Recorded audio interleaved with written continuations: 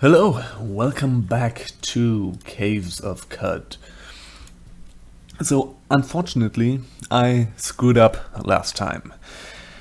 You didn't see that, but I was recording the second video, and yeah, I totally bollocksed it, because you should totally not use a hotkey for starting and stopping recording when you play a game that has pretty much the whole keyboard mapped to different stuff. So I apparently accidentally pressed the button to stop recording while recording and did not notice.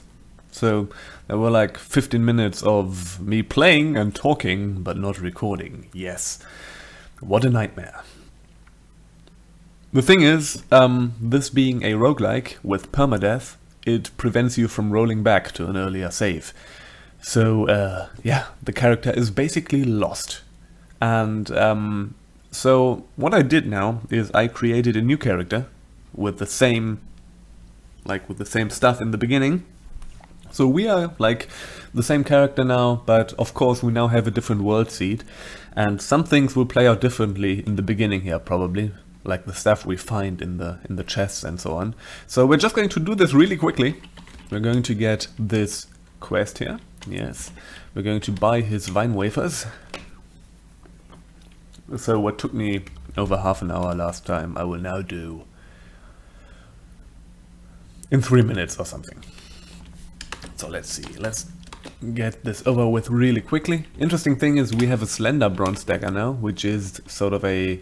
There are these little adjective modifications of items in this game, and slender means that it weighs less than normal, which is alright, but we're going to replace that at some point. Not too far in the future, so yeah. Let's have flaming hands on 1 again. Let's do all the maintenance in the beginning. Let's rob this chest. What do we have? Oh, we have a data disk for a pump shotgun. That is probably worth a lot, so that's nice. Oh yeah, I don't have the required skills, so I can't learn it, of course. We got some bear jerky for food, that's good. The torches we don't need, we're going to sell them. Short bow, we're also going to sell that thing. Let's go in here, let's open that one. High explosive grenade, okay. Here's a knickknack that we can give to the dude. Weird artifact, what is that? It is a stun gas grenade, okay. So, of course, sometimes stuff that we don't know is unidentified. That makes sense in this world. And examining that stuff and like seeing what that thing does is dependent on your intelligence stat, and since that is really high with this character, yeah, we won't have too many problems identifying things, I guess. Fractured microchip is scrap, which we're going to sell because we're not going to tinker. And that's that. Let's go to this guy and let's buy his vine wafers. Okay. And let's get his knickknack quests. We're going to give him that stun gas grenade, for example. And we're going to give him... I'm going to keep the high explosive one, I think. Let's give him the poison gas grenade, I don't know. And that's that. Let's get the weird wire conduit quest, and now we have our first 2 quests going. See? The water vine quest and the conduit. Let's just quickly talk to this guy and get rid of junk that we have, that we don't need. Let me get all those wooden arrows. And that is worth quite a bit, that data disk. Maybe I'm going to hold on to that for a bit. Because maybe we can actually trade that for something good. Iron longsword, we don't need that. We started with that one on that seed, which is weird. You basically get an assortment of random items in the beginning, which is kind of dependent on your class. So we always get 2 daggers, 2 bronze daggers, or a bronze dagger, bronze short sword or something, because of the class we're playing. But there's some other random stuff that you also get. I think we also started with a copper nugget, so we have 2 right now. That's good. Let's see. We have a few vine wafers. Let's get that. Let's take a look at that. And a carbide longsword. Also that steel kukri. That would be nice to have. But it is way too expensive here. And we can't afford it, and we would not buy that anyways. So I think we're just going to go for the water for now. Yes, we're just gonna go for the water, and we are done with that. We have, let's see.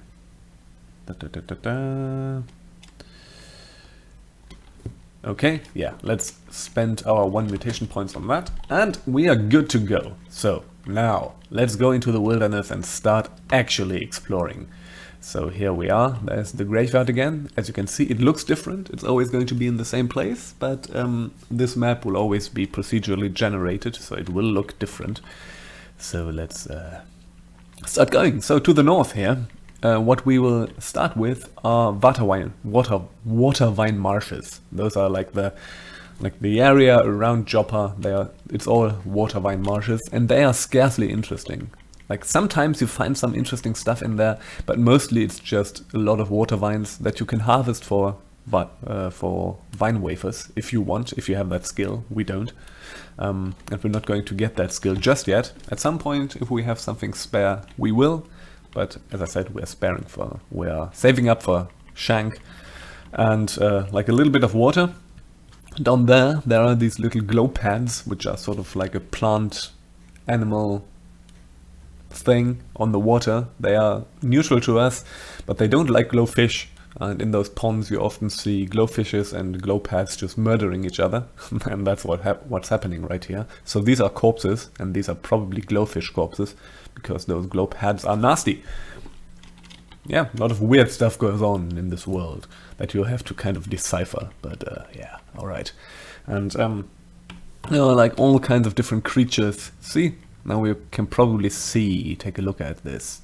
So there are, let's see, that is a glowfish, luminescent flax flit beneath the water's surface. And there's a disc of leaf with luminous veins.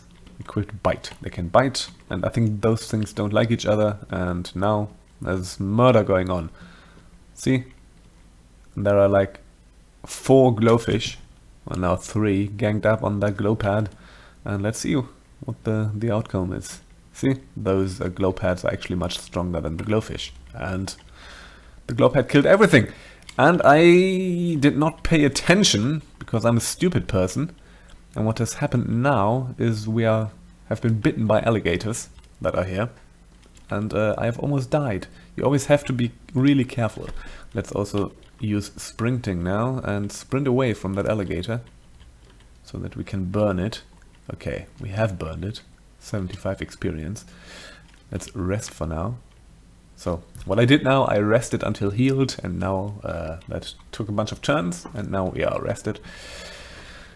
Let's go back up again. There was another alligator that wasn't actually going after us, but alligators are normally hostile. You at least get a bit of experience for killing them. And there's obviously also line of sight here, and those water vines, they block line of sight. So it's always kind of weird, like what you can see and what you can't see. Okay, so let's go up here. Now we get to the plains. The plains is basically the area around Red Rock. I think if you go 2 more maps up, or to the north, we will actually find Red Rock. But for now, the plains are often more interesting because they are populated with a bunch of stuff. What we have here is a horned chameleon that is hostile. That thing will attack us. I think it has already seen us, or most likely it has already seen us. Tiny skin crystals shift and sort, changing the color of its appearance. A narrow bone extrudes from its head. I always like reading that stuff. And there are snapjaws. Snapjaws are cool because they are humanoid, hostile enemies. Humanoid means they have equipment. This guy is, for example, equipped with a kilted shawl and a hand axe, and you can loot them. And this is where we will get, like, from these snapjaws. They are also, like, in droves in the Red Rock dungeon that we need to get to in the Red Rock caves. We will get basically our first bit of decent equipment here. We just have to be kind of careful not to get ourselves murdered. Kilted shawl, let's take a look at that. We're not going to use that. It's a comely, multicolored shawl, sure to distinguish its wearer from the rest of the pack. Plus 10 cold resist, but it has -1 on block chance, so we're not going to use it. Not block chance, on dodge value. So, nope.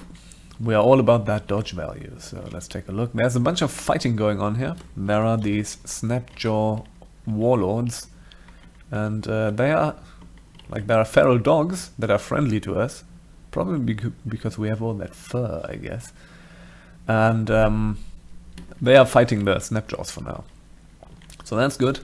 And this guy has a bronze short sword, which is a short blade, and we're going to use that. So what we're basically going to do is we're going to fill all of our hands with weapons. Okay, there are the dogs. There's a wooden buckler. Not going to use that because, as you can see, -1 to dodge value. Not going to use that.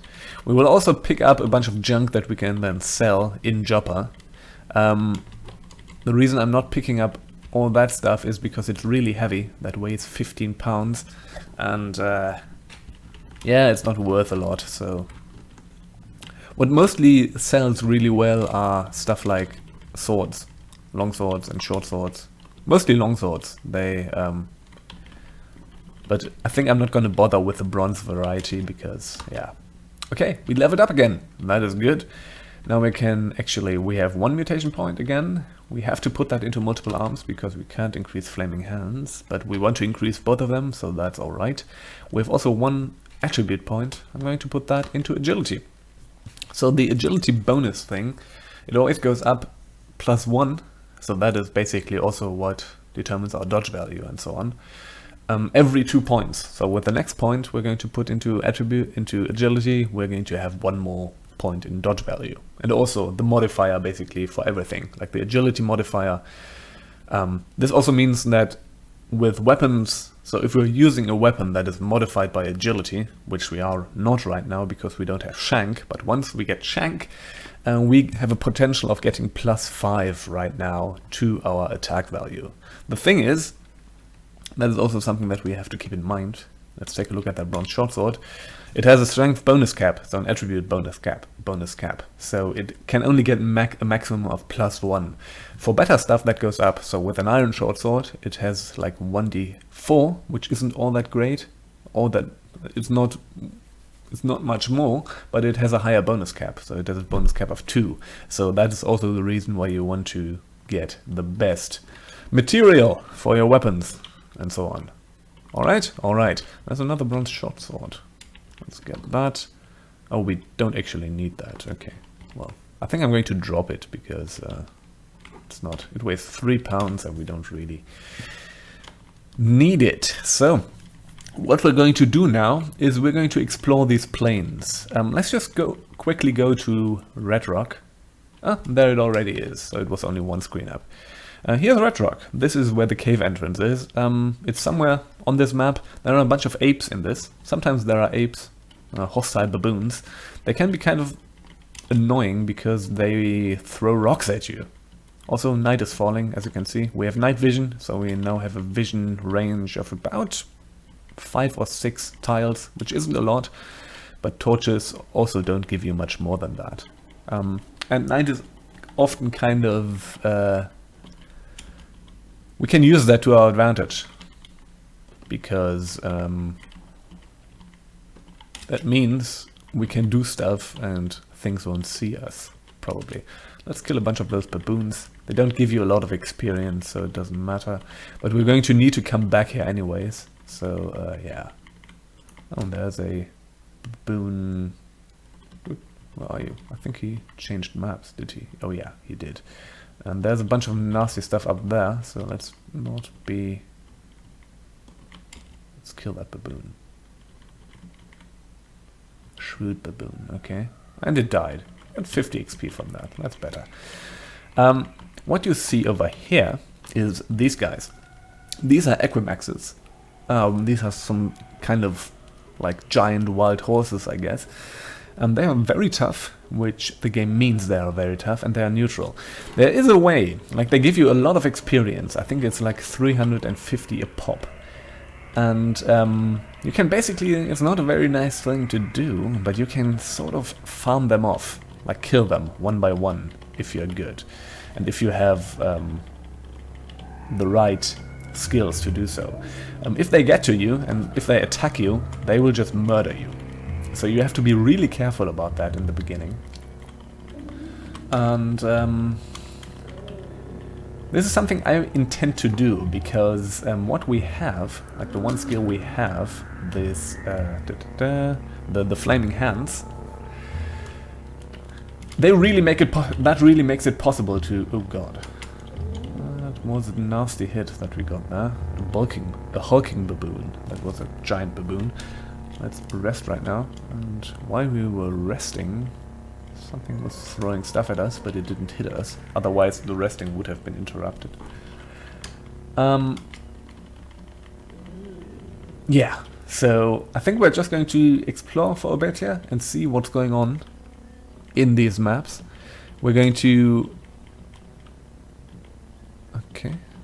There's something shooting... Oh, there's a seed-spitting vine. Those things are kind of nasty. They're flagged as easy, but they can actually do quite a bit of damage if you don't destroy them. So, yeah. There's another seed-spitting vine somewhere. I think it's... Okay, so apparently it was the salamanders and the seed-spitting vines were fighting. Okay, and it's dawn again. What we have here is a two-headed boar. Those things can also like do quite a bit of damage. So what we're going to do is we're going to do a bit of hit and run here. Get some distance and flame them and let them burn to death. We're using sprint right now, which, okay. Alright, so far so good. 150 XP, that's quite good actually, for the beginning. And, okay, there's a bunch of salamander attacking those kudzus. The salamanders are fortunately, fortunately neutral. There are dragonflies here, big diaphanous wings bat the air as it drones in place, and they are just flying around. We can just attack them and kill them, and they can't do anything about that. Like this, for example, and now they are probably hostile to us. But you only get 10 XP from them, but they can't actually attack you because they can only attack other airborne things. The thing is, they actually get hostile to you if you attack Equimaxes.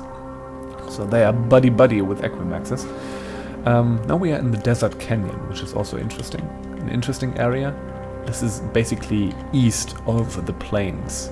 You get to the desert canyons. We're not going to spend too much time here. There are some irritable tortoises, which we will attack from a safe distance, because they can do a bit of damage. So let's kill that other tortoise. Kill that, and we leveled up again. So now we can actually finally get Shank. So let's get Flaming Hands up again. And we're going to get the Shank ability. And that is vital in us being any kind of competent in melee. So, let's continue exploring these areas. There are some more snapjaws over here, and up there, there's a salt hopper. And it's tough, and the game, again, means it. It's tough. It can really cross the distance to you really quickly. And I think it's dead. Yes, it is. And they can be really dangerous in the beginning, so you always have to be careful about those. And as you can see, we actually did get a bunch of damage. Wait, what was the... Let's change this back. Yes, okay. You can have like different views on that sidebar there. There is a Snapjaw Warrior. Yeah, like slightly tougher Snapjaws. Won't be too much of a problem. He didn't have anything. He only had a hand axe, okay. Let's heal again. So we will go to the desert canyons, I think. We will explore those after we have done the Red Rock stuff. For now, let's just explore this plains area. Around Red Rock, I think I will actually start killing some Equimaxes as soon as we will find them again. Because, yeah. It's still really dangerous, so I still have to be really careful about that. What you don't want is, you don't want to get swarmed by them. If you do, like, things can get sour really quickly. And there are a bunch of them here, so we have to be careful about that. Maybe it's actually better to wait until nighttime, because you can kind of, yeah, you can kind of use that to not be immediately attacked by everything. Yeah, there are actually a bunch of them. That also means that there's a bunch of experience to be got here. So that's good. So there's a bunch of them on that screen. Before we do that, let's just explore the rest until night falls, and then we're going to go back there. So the reason why I'm doing this in the beginning here is that in the beginning, yeah, you can die really quickly. Like, a lot of Caves of Qud runs will end after 5 minutes or something. Because, yeah, shit is dangerous out there. Like those things, for example. Oh god, that salt hopper. Yeah, that did a bunch of damage. So let's sprint away. Okay, and kill it again. We gained another level, and let's rest. So, as you can see, with one hit, it got our HP from our maximum down to 5 HP. So 2 hits and we're dead. So you always have to be careful about that. Let's get this up again. And since we leveled up, I'm going to get another thing here. I'm going to get Jab. When you wield a short blade in your offhand, which we are doing, I think it's only for one offhand. The others are governed by just the mutation skill. But okay, you make offhand attacks twice as often. But that's really good, so we want to get that. So now we have 92 SP again.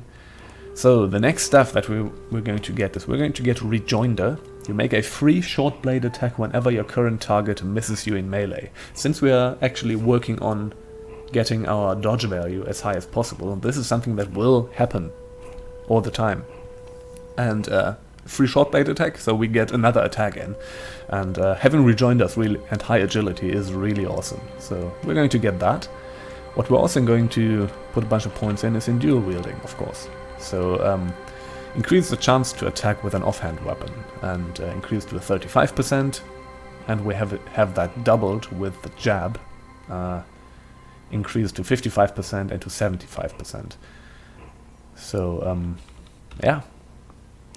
And there's also Flurry, has a cooldown. You make an attack with every hand, including extra hands granted by mutation or technology. And that is also a skill that we want to get, because we have like 4 arms with 4 things in them, and that is a guaranteed attack by all of them. So, good thing to get. That's what we're going to do. Also, but right now I'm going to also get Butchery. That doesn't cost a lot, it's only 50, and that will basically secure a steady flow of food for us, because that is something you have to worry about in this game. Okay, so I'm going to start killing the Aquamaxes. I'm going to be really careful about that. Okay, and that is 2 of them attacking us. And a dragonfly. So what we're going to do is we're going to always run away and try to kill them from a distance. And we kill 2 of them. Oh god, no. We only killed 1 of them. Let's get sprinting to get some distance and attack it again. The one bad thing about it being night is that we don't see like more of them attacking us. The thing is, our flaming hands, of course, that is a bunch of light erupting. So there can be a bunch of stuff coming after us because of that. Because they see it in the night. But usually you get way less things coming after you when you're attacking them at night. So yeah, let's go on the hunt. Let's do some big game hunting here. I always kind of feel bad about that, but yeah, well, that's life in the wasteland. Oh, that was a boar corpse, and with Butchery we actually butchered the corpse. Well, there's a bunch of blood up there, and we got some raw boar meat. Bloody hell. I'm a vegetarian in real life. Wouldn't do that in real life, but this is a game. You can indulge in any kinds of murderous fantasies here. Let's get Flaming Hands up to 4. And yeah, we're going to save up the skill points. Also, what happened in this level, I think, which level are we? Level 6. We got 1 point into each of these attributes. So all of your attributes increase in very long intervals. So now we have an agility of 28. That means plus 6 and now we have a dodge value of 15. What we didn't find... Oh god, there are more Aquamaxes, and they are after us. So, let's do a sprint, just to get further away from them. Let's burn them. You always stop sprinting when you're attacking, so... yeah. Alright, there's one more. It is burning. At least now our burning hands have become quite strong, so they do get a bunch of damage from that, and that stuff gets easier and easier. And yeah, okay, that's another dragonfly. Okay. Now it's day again, but I think we have thinned the herd by quite a bit, so I think we can now just mop up the rest. Kill that thing, 350 XP again. Just a few more and we have another level up. So that's a really effective thing in the beginning. And of course this is something you can't do with every character build, because you need something like the Flaming Hands. If you try to take them on in melee, yeah, good luck with that. So you need to become really good at melee before you can even hope to do that. So, but with Flaming Hands you can do this little cheesy hit and run stuff, and now that works. Let's just... Okay, badly wounded, killed, level 7. Alright, another mutation point. I'm going to put that into multiple arms. Let's see. So now we have a 15% chance with that, and we do a damage of 5d6, which is quite a lot. Like when you get the Flaming Hands mutation up, you can do a bunch of damage with that. So this is going to stay useful for us all the time. Even though our main method of attack... Oh, we have 3 Aquamax after us, so let's be careful about that. Kill the first. Kill the second. Oh, we have... There's also one more up there, so yeah. Alright. Yeah, another one dropped. Kill that one, yes, and there's another one coming.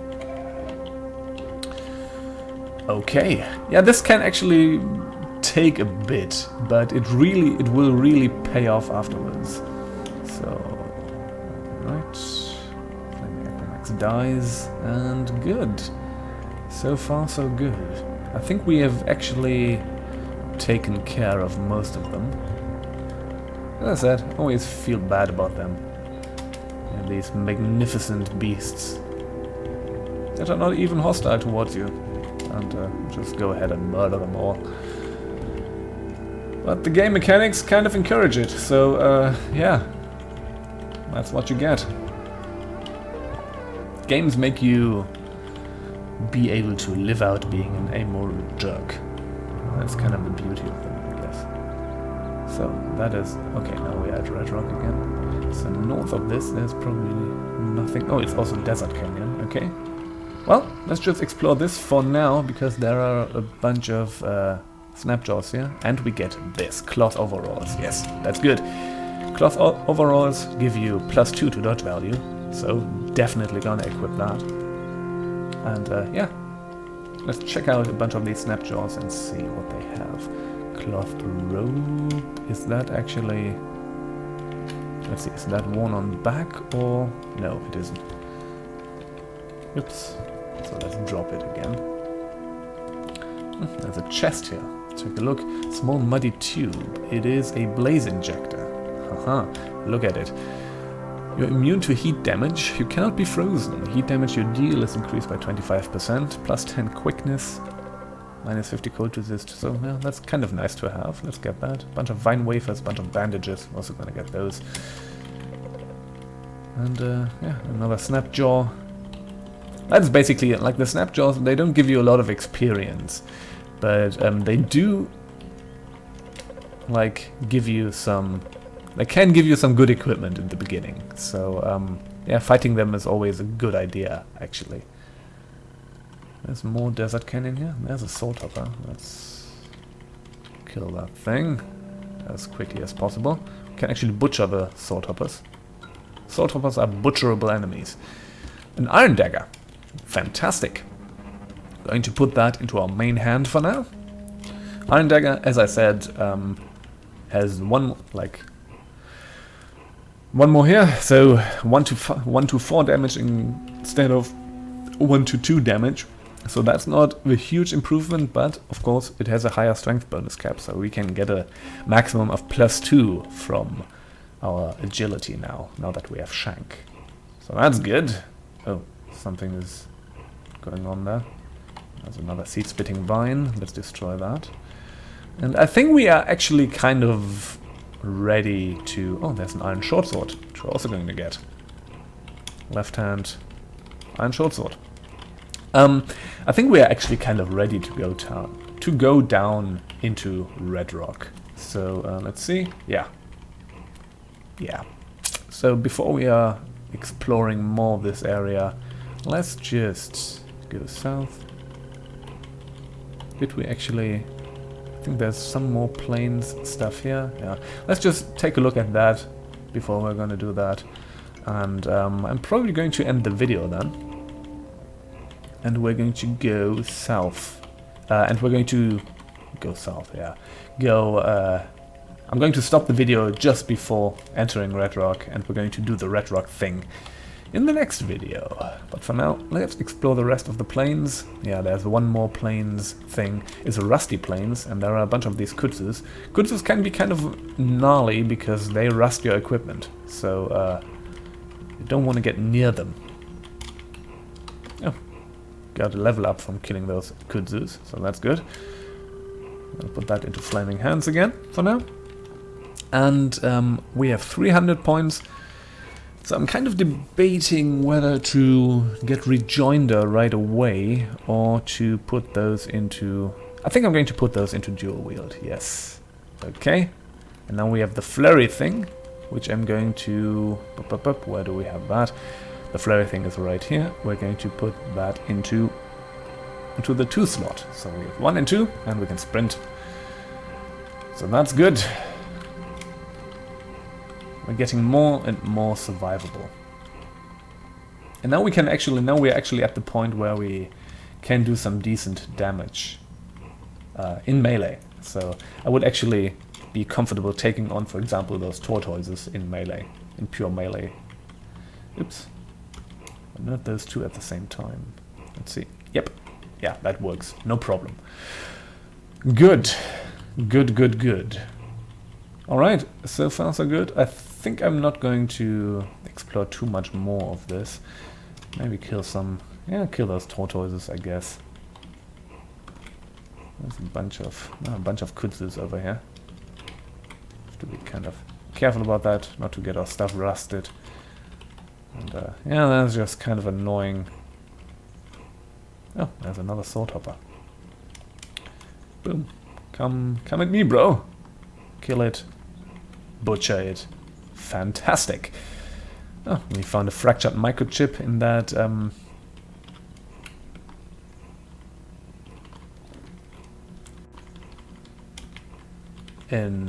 bit of that pile of garbage. That is a skill that we have from the beginning. Yeah, we have the skill to rifle through garbage, which is a good skill to have, I guess. And we can find scrap and so on in those garbage things, which we're just going to sell, so it doesn't really matter. Okay, let's go to Red Rock, and yeah, thank you for watching, and see you again in the next video. And then we're going to explore Red Rock and do a bunch of fun stuff down there. Haha, bye.